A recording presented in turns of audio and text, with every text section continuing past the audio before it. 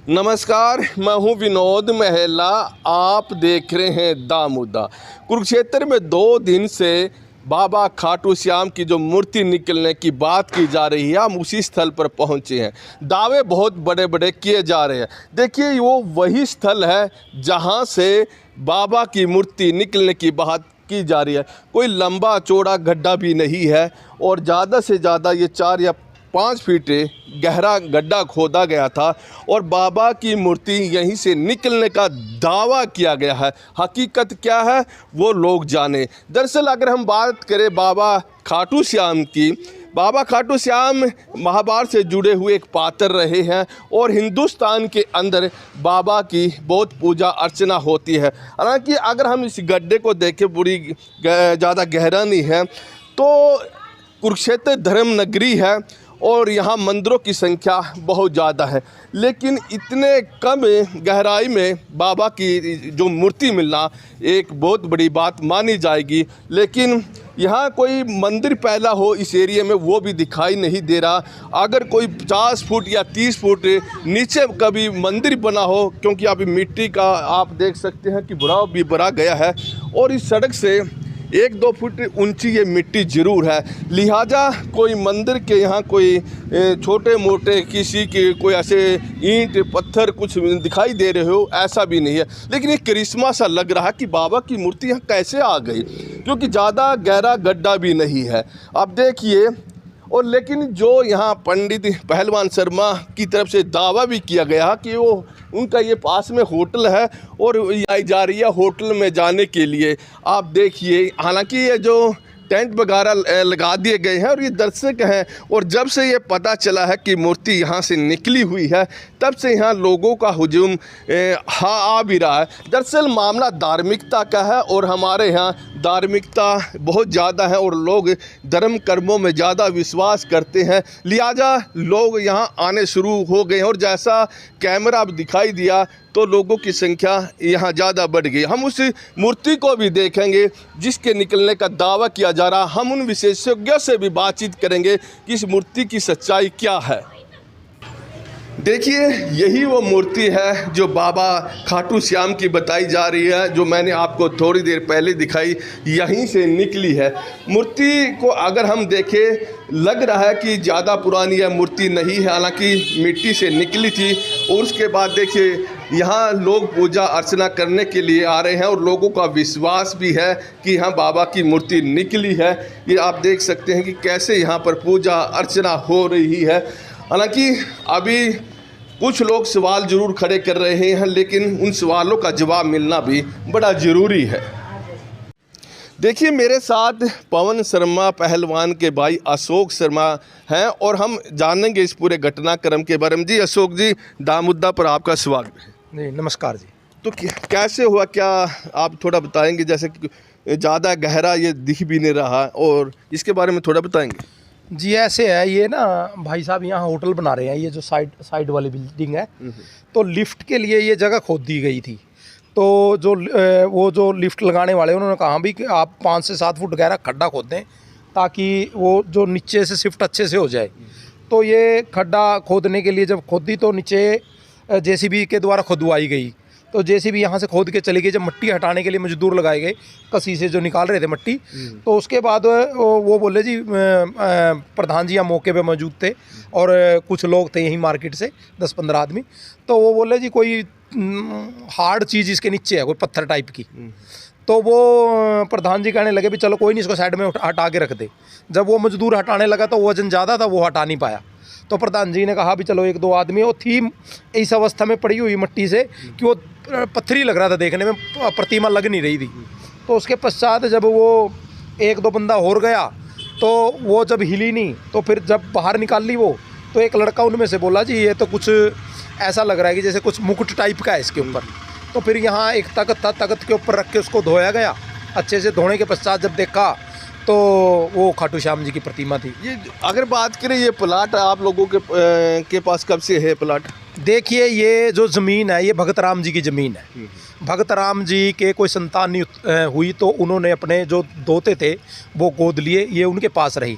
लगभग यहाँ सेलर रहा, चक्की रही, उसके पश्चात ये 20 साल के करीब प्रधान जी के पास है ये।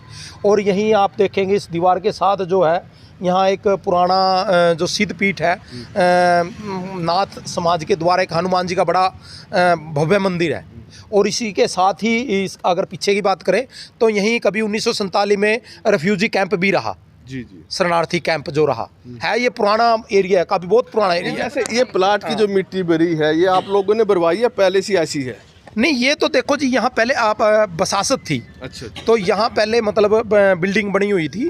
तो अब तो ये जो ज़मीन है इसको नया रूप देने के लिए अब नए तरीके, लेकिन यहाँ पहले बात करें तो यहाँ रूम भी था, इसके ऊपर रूम था और ये था, लेकिन कभी ऐसा महसूस नहीं हुआ कि भाई यहाँ इसके नीचे कुछ होगा ऐसा। अक्सर देखते हैं जब भी कोई मूर्ति मिलती है जी, जी। तो ये मिलती है कि कोई पुराना मंदिर हो, नीचे जमीन उसके ऊपर मिट्टी हो। और लेकिन यहाँ तक एक तरह से अलग सा करिश्मा दिखाई दे रहा है कि यहाँ तो कोई मंदिर कभी नहीं रहा, यहाँ विरासत रही है। तो ये तो एक लोगों का सवाल भी है, तो यहाँ मूर्ति कैसे आ गई, ये तो करिश्मा दिखाई दे रहा है फिर तो। जी नहीं, देखो इसमें देखो लोगों की अलग अलग आस्था है, जिसकी जैसी विचारधारा है।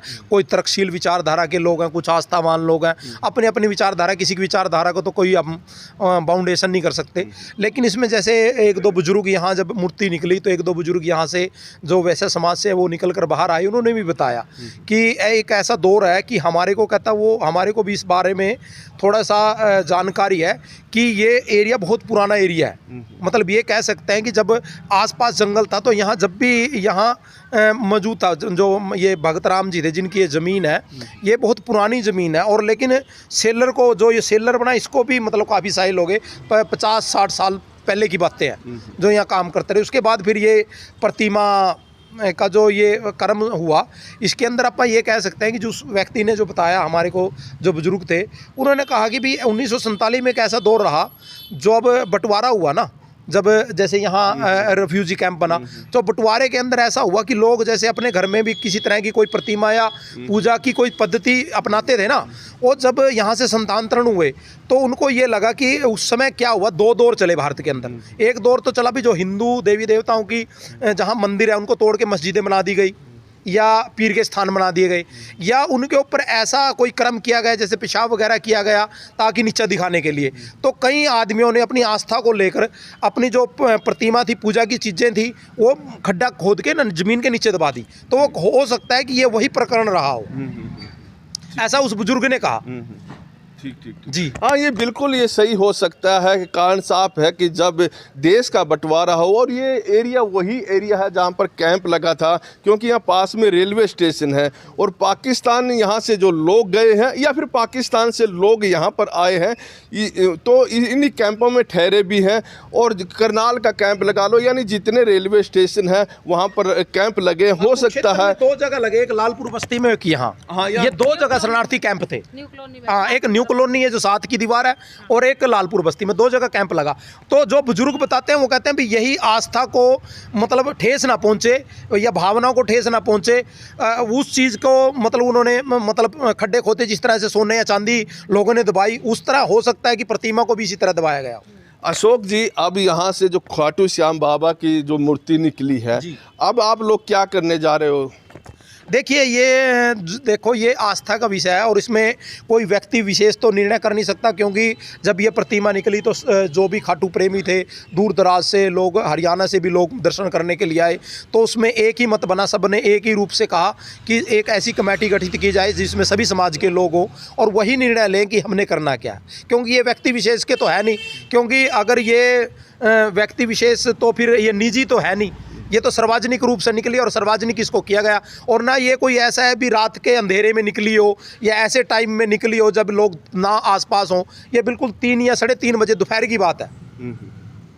हमारे साथ एक महिला भी है, हम नाम भी जानेंगे। महिला यहाँ खेलती थी। अभी जब हम अशोक जी से बातचीत कर रहे थे तब महिला इस बारे में जिक्र कर रही थी। क्या नाम है जी आपका? जी, मैं अंजू मदान यहीं की रहने वाली हूँ। न्यू कॉलोनी में यहीं पैदा हुई हूँ और बचपन में मैं यहाँ खेला करती थी। तब यहाँ पर कुछ नहीं पेड़ पौधे होते थे, तो इन पेड़ पौधों में हम छुपन छुपाई बच्चे खेला करते थे। तो ये बहुत पुराना मतलब ये जो भी है यहाँ से निकला है, ये बहुत पुराना। इसके नीचे और भी कई चीज़ें ऐसी हो सकती हैं। ये खुदाई रुकनी नहीं चाहिए, ये खुदाई और करनी चाहिए, ताकि क्या पता इसमें से कुछ और भी ऐसी मूर्तियाँ मिले। क्या पता बहुत बड़ा मंदिर भी मिल सकता है इसके नीचे, और भी ऐसी चीज़ें मिल सकती हैं जो आज के टाइम में हमारे वैल्यूएबल हो सकती हैं। ये आस्था का केंद्र है और हिंदुस्तान में लोग जो धार्मिकता इनमें बहुत ज़्यादा है और देवी देवताओं के प्रति पूरी आस्था रखते हैं। हालांकि कुछ लोगों के तर्क कुछ दूसरे भी हो सकते हैं।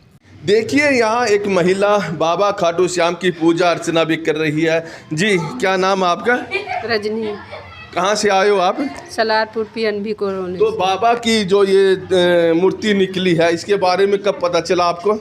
मुझे परसों पता चला था। अच्छा। हाँ जी, मेरे बच्चे देख गए, मैं भी सुबह देख गई थी। अभी स्कूल से लेने आई तो फिर आए थे, ये लड़का देखने के लिए आया था। तो पूजा अर्चना करने आए हो आज आप? हाँ जी, सुबह भी आई थी, मत्था टेक के गई थी। और वहाँ हमारे वहाँ कीर्तन होता है अग्रवाल अस्पताल के सामने, वहाँ हम जाते हर मंगलवार को 17। तो बाबा खाटू श्याम के बारे में आप क्या क्या जानते हो? बाबा के बारे में आप पूजा अर्चना करते हो? बाबा सच्चे हैं, खाटू श्याम सच्चे दरबार वाले हैं। सच्चे दरबार वाले। हाँ जी। तो बाबा जी के बारे में और क्या कहाँ, इसका कोई थोड़ा परिचय देंगे आप? जानते हो इनके बारे में? ये नहीं मालूम कहीं कहाँ पे इनका सर जहाँ पर गिरा है उसके बारे में बताते हैं, पर इतना ध्यान नहीं रहता। ध्यान नहीं। हाँ। देखिए यहाँ भगत आते हैं, लेकिन बाबा खाटू श्याम के बारे में इनको जानकारी बस इतनी है कि बाबा हैं और इनके जो सर के बारे में भी इन्होंने बताया। ज़्यादा जानकारी बाबा के बारे में नहीं है।